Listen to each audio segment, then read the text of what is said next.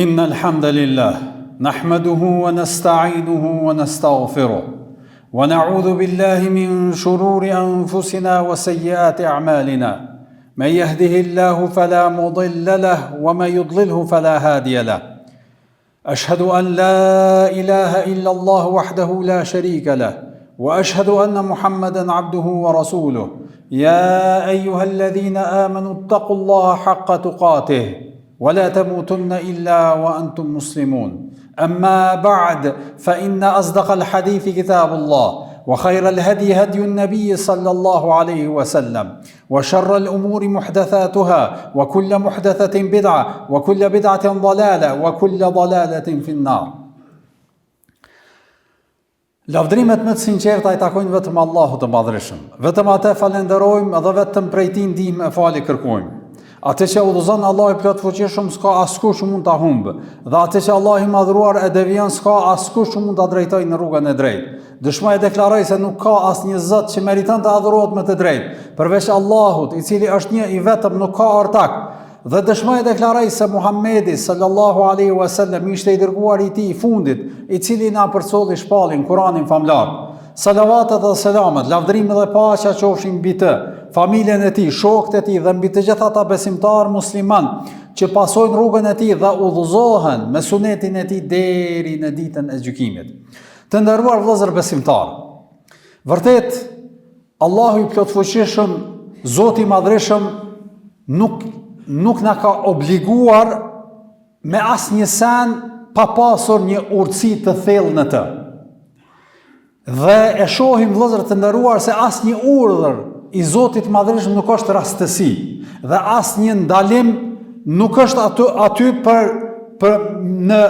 nuk është diçka e pakuptim ndalesat dhe haramet e tij. Një nga emrat e Allahut të Madhërisëm është Al-Hakim, që e ka kuptimin i gjithurti, për arsye se vëllezër të nderuar, ligji i tij, rregulli i tij nuk ndërtohet në emocione, po ndërtohet në dijen absolute të tij. Prandaj, vëllezër të nderuar, Allahu i Madhërisëm që e ka kriju njeriu e njeh më së miri, madje më mirë se dhe vetë njeriu vetveten e tij. Zoti i Madhërisëm në Kur'anin famlar thotë në surën Al-Mulk ajeti 14: Ala ya'lamu man khalaqa wa huwa al-latifu al-khabir. Përkthimi, po thot Zoti i Madhërisëm në formë qortimi njerëzve ju thot, e si mos ta di ai, Allahu që krijoi, kur ai di çdo gjë në imësi, çdo gjë di në imësi të skajshme dhe është i gjithë informuari. Me një fjalë, Allahu i Madhërisëm është ai i cili është i gjithdijshmi dhe çdo gjë që ndodh dhe ka më ndodhur në të ardhmen është i gjithë informuar Zoti i Madhërisëm dhe e din atë në imësinë më të madhe. Prandaj vëllezër të nderuar, ai është që e krijoi njeriu dhe e din trupin e njeriu dhe e din çfarë e pastron atë. Dhe gjithashtu ai e ka kriju zemrën e njeriu dhe e din çfarë e shëron atë.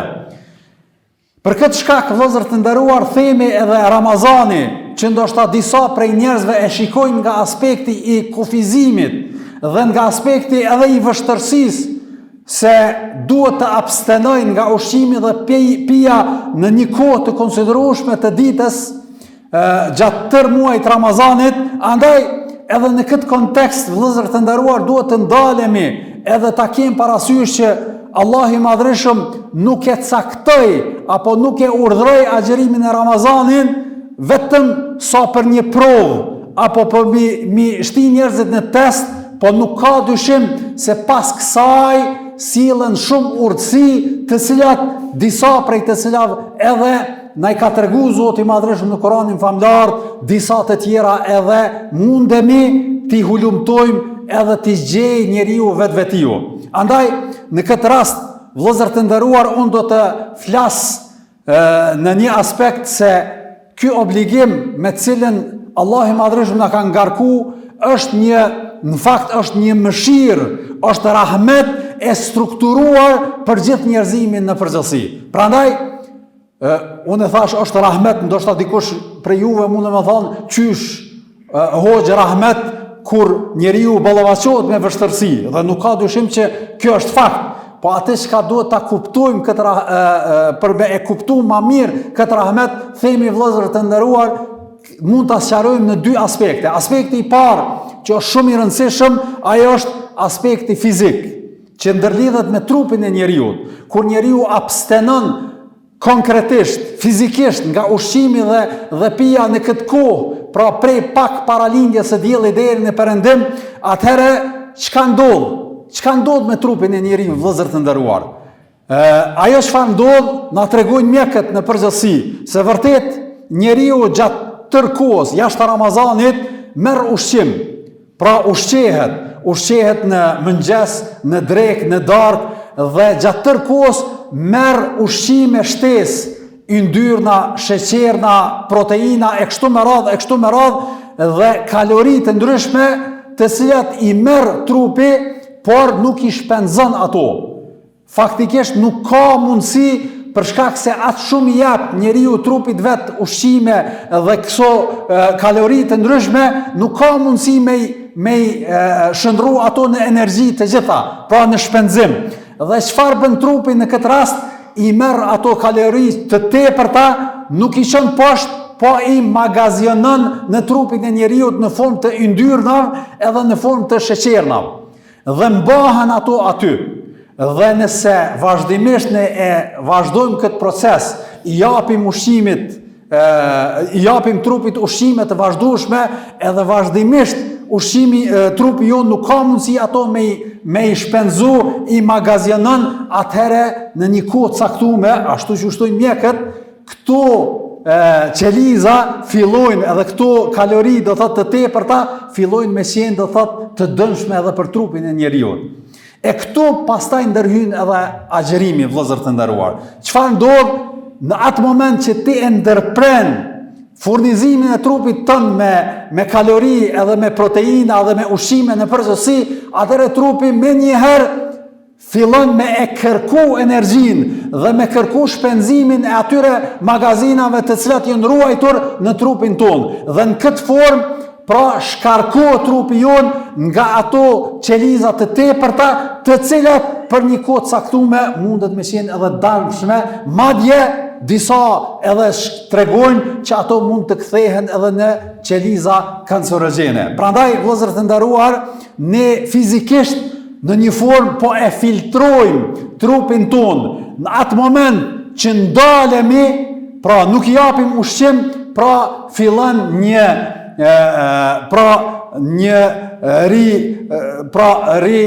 shtjerje apo nxjerrje atyre ushqimeve tepërta nga trupi jonë si yndyrna e kështu me radhë, dhe ato shpenzohen dhe kështu fillon trupi të vitalizohet edhe të përmirësohet shëndeti i njeriu në përgjithësi.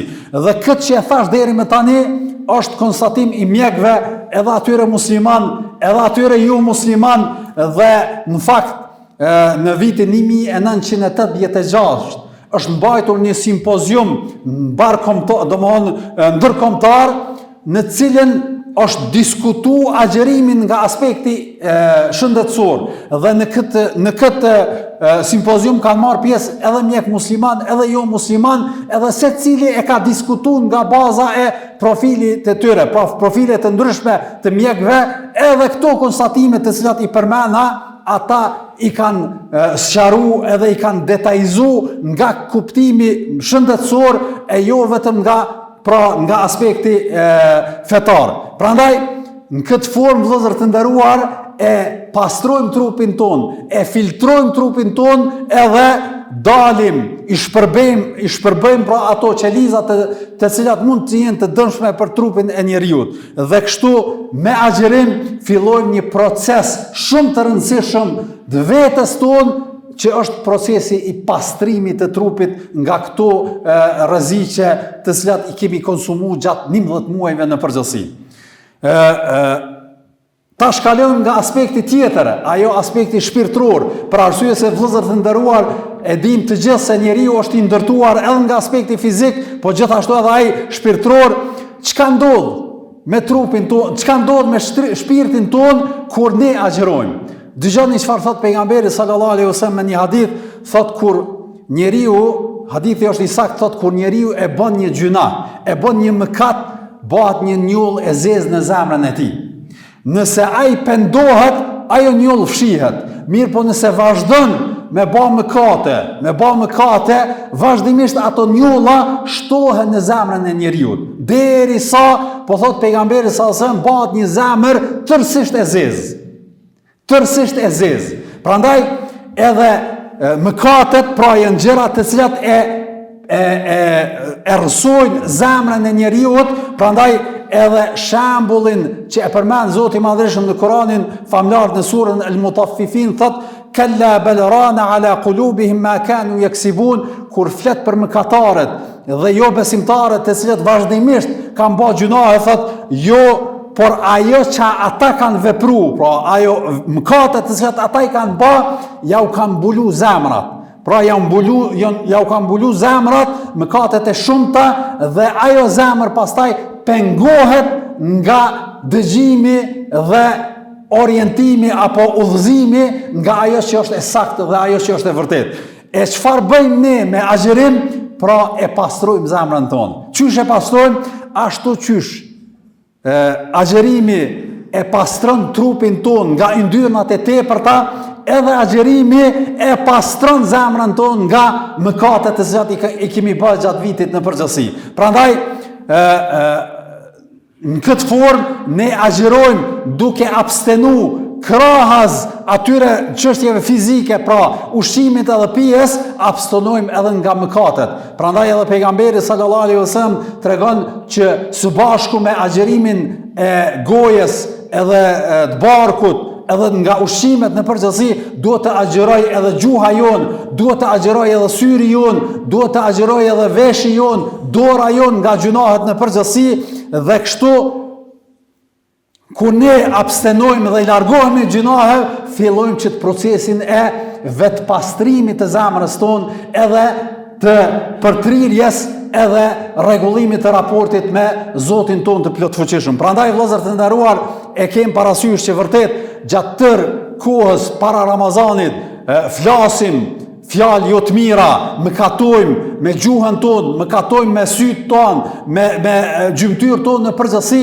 edhe kur vjen koha e Ramazanit, edhe agjërimit, pra heqim dorë nga këto, apo të them më mirë, së bashku, ashtu që heqim do thot nga ushqimi dhe pija, duhet të heqim edhe nga këto mëkatet e kësaj natyre. Për që ata edhe pejgamberi sallallahu alaihi wasallam thot agjërimi është mburoj. Çka do të thotë mburoj? Diçka që të mbron. E nëse ti faktikisht je duke agjëru, mirë po nuk e ke nal gojën tane, bën do thotë fol fjalë jo të mira, jo të matura, ofendon, shan, akuzon, shpif, atëre dihet që çajo mburoj që e ke qit vetes tane ka vrima. Edhe ato vrima do të jenë të rrezikshme për ty, pra nuk është të mbrojt ashtu që duhet. Mundet me depërtu edhe për arsye se kur thot pejgamberi sallallahu alajhi wasallam është mburoj, është për qëllim nga zjarri i xhenemit. Për këtë shkak, vëllezër të nderuar, për me forcu këtë mburoj, patjetër duhesh së bashku me abstenimin fizik, gjithashtu me abstenu edhe me nga gjunahet në përgjithësi, edhe mu largu nga këto mëkate, e nëse bën këtë, atëre e ke fillu edhe filtrimin tënë shpirtëror. Filtrimin tënë shpirtëror edhe je në rrugë të hajrit. Kështu, në aspekt konkret, cilat janë ato gjëra që duhet me i ba, apo me i pas parasysh, është e para, filtrimi i gjuhës. Pra, me pas kujdes, kur je agjërushëm, mos me nxjerr nga goja jote fjalë ofenduse, shpifje, sharje, e kështu me radhë, po me ruaj gjuhën tane, edhe për që ata na ka mësuar pejgamberi sallallahu alajhi wasallam, po nëse dikush është agjërushëm, edhe sulmohet, ofendohet nga dikush tjetër, atëre le të jetë përgjigja e tij vetëm unë jam agjërushëm. Pra jam duke kryer një ritual që nuk po du me e njollos këtë ritual, duke për nxjerr nga goja jam e fjalë të cilat e njollosin edhe e prishin synimin e agjërimit në përgjithësi. Pastaj filtrimi i shikimit, vëllezër të nderuar, posaçërisht e kemi përmendur edhe javën e kaluar, tash interneti dhe telefonat e mençur në përgjithësi na humbin kohën, që na humbin kohën, gjithashtu edhe na shpihen edhe na drejtojnë ka shikimi gjërave që nuk janë të lejuara në përgjithësi. Prandaj fillojmë procesin e filtrimit duke e stopu veten tane, mos me shiku gjithçka që të ekspozohet në telefonin në përgjithësi. Pastaj filtrimi i zemrës, duke largu nga vetja jote mllefin, zilin, inatet, e pastaj gjithashtu edhe mendjemallësin, për arsye se një nga rreziqet më të mëdha të njeriut është egoja e tij, prandaj punon në këtë formë që e pastron zemrën tane nga ato karaktere dhe nga ato sjellje të cilat nuk janë të mira, edhe mundohesh me qenë modest edhe i mirësjellshëm me të gjithë të tjerët, nëse don me e pa rezultatin e ndryshimit tënë në procesin e agjerimit në përgjithësi. Dhe e fundit, filtrimi i kohës, vëllezër të nderuar, që është një gjë shumë e nevojshme, e domosdoshme për faktin se vërtet rrjetet sociale, pastaj shikimi i serialeve, çapo diu në gjërave të pa kota, me gjumë të tepruar, në vend të kësaj ta shfrytëzojmë, do thot, me këtë Ramazan me arritje të tjera edhe me adhurime të ndryshme, sikur që është prezantimi në xhami, falja namazit të teravive, leximi i Kuranit, leximi i lutjeve të ndryshme, pastaj edhe përcjellja ndoshta emisioneve të cilat ty të bëjnë të ngrisin nga aspekti i kuptimit të vlerës së agjerimit. Fatmirësisht tash kemi rrjete edhe televizione të ndryshme, pra e orientojmë kohën në ato gjëra të cilat janë të dobishme, e asesi në ato që janë të kota edhe të panevojshme. Lutim Allahun e Madhreshëm me na bën nga ata që vërtet dalin nga ky Ramazan faqebardh, edhe Allah i Madhreshëm na bën nga ata të cilët vërtet kanë arrit me filtru edhe trupin e tyre nga aspekti i këtyre rreziqeve që i përmenda, po gjithashtu e filtrojnë edhe zemrën e tyre nga këto njolla të mëkateve të cilat i përmendim. Wa sallallahu ala nabina Muhammad. Alhamdulillahi rabbil alamin wal aqibatu lil muttaqin wala udwana illa ala adh-dhalimin wa salatu wa salamu ala rasulina Muhammad wa ala alihi wa sahbihi ajma'in. A'udhu billahi as-samil alim minash shaitanir rajim. إن الله وملائكته يصلون على النبي يا أيها الذين آمنوا صلوا عليه وسلموا تسليما اللهم صل على محمد وعلى آل محمد كما صليت على إبراهيم وعلى آل إبراهيم إنك في العالمين حميد مجيد اللهم بارك على محمد وعلى آل محمد كما باركت على إبراهيم وعلى آل إبراهيم إنك في العالمين حميد مجيد أعوذ بالله السميع العليم من الشيطان الرجيم إن الله يأمر بالعدل والإحسان وإيتاء ذي القربى وينهى عن الفحشاء والمنكر والبغي يعظكم لعلكم تذكرون